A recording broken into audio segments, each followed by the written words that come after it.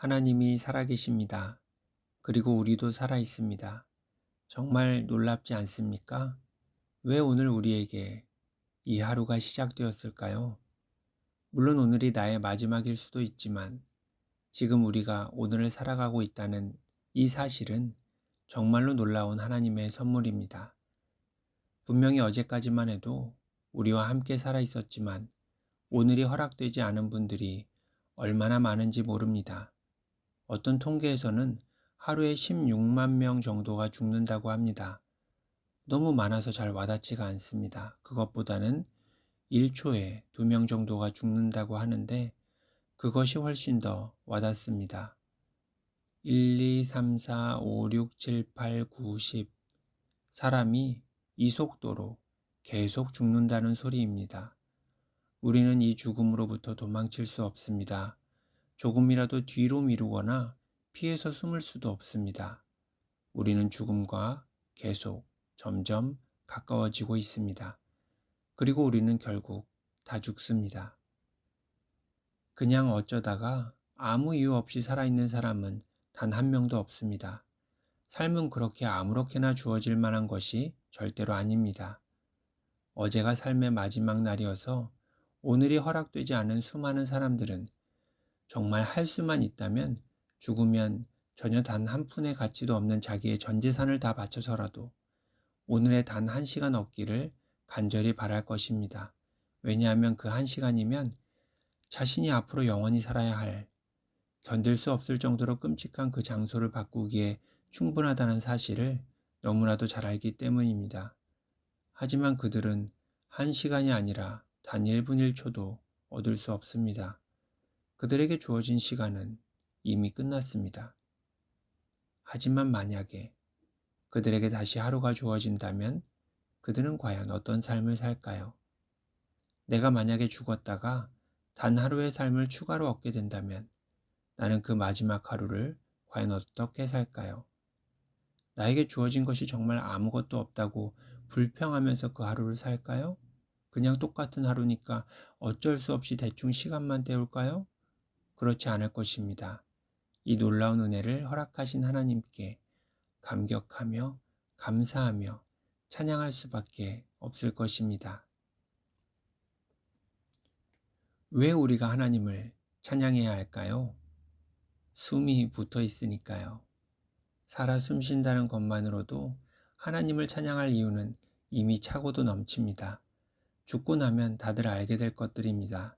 내 삶이 얼마나 놀라운 축복이었고, 내 하루하루에는 분명한 목적과 이유가 있었으며, 그 순간순간을 하나님을 따라서 하나님을 경험하며 하나님의 일에 동참할 수 있었다는 그 사실을 알게 될 것입니다. 하지만 죽기 전에 이 사실을 알 수만 있다면 그 사람은 분명 이전과는 분명히 다른 삶을 살아갈 수 있을 것입니다. 찬양은 나 좋으라고 하는 신나는 파티가 아닙니다. 나를 위한 콘서트도 아니고요. 내 노래 실력을 뽐내는 장기자랑 대회도 아닙니다. 찬양은 하나님께 드리는 것이며 하나님이 받으시는지의 여부가 찬양의 전부입니다.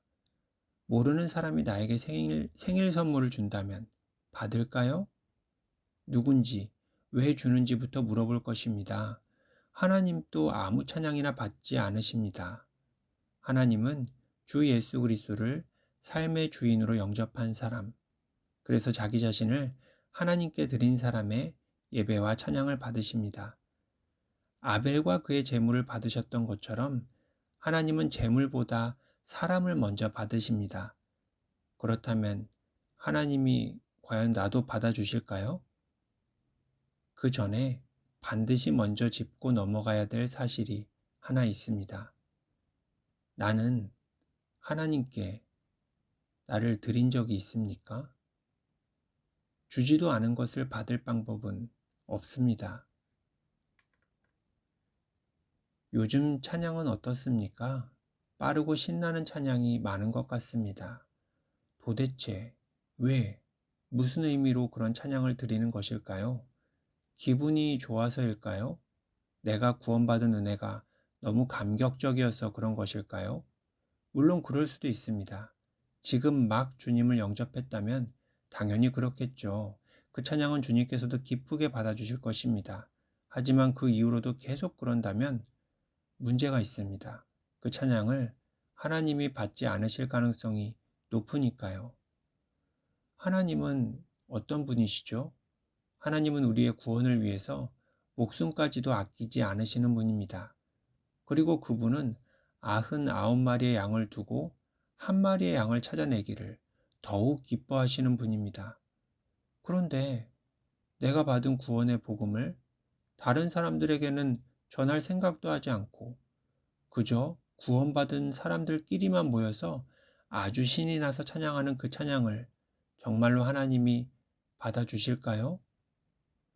하나님이 손주들 재롱잔치를 보는 어르신처럼 언제나 우리의 재롱을 웃으며 받아주실까요? 물론 재롱잔치가 나쁜 것은 아닙니다. 하지만 지금 하나님은 자녀들을 잃은 부모의 마음입니다. 하나님의 마음은 지금 여기에 있지 않습니다. 하나님의 마음은 저곳에 가 있습니다. 자녀 잃은 부모의 마음을 전혀 모르는 갓난 아기들이라면 재롱을 부릴 수도 있겠죠. 하지만 자녀 잃은 부모의 마음을 조금이라도 알만한 나이가 된 사람이 제정신을 가지고 있다면 그런 짓을 하지는 않을 것입니다. 그러면 어떻게 해야 할까요? 당장 잃어버린 형제 자매들을 같이 찾아 나서야죠. 그것이 바로 주 예수 그리스도를 삶의 주인으로 영접한 사람의 마땅한 행동입니다. 예수 그리스도를 머리로 삼은 교회는 예수 그리스도의 지체입니다. 머리는 저곳에 있는데 팔이나 다리가 이곳에 모여 있을 수는 없습니다. 그것은 머리와 분리된 죽은 지체이며 나무에서 떨어진 나뭇가지일 뿐입니다. 어떤 사람은 이렇게 말할지도 모릅니다. 나는 내 구원이 기뻐서 신나는 게 아니고 하나님의 높고 위대하심이 기쁜 거라고 말입니다.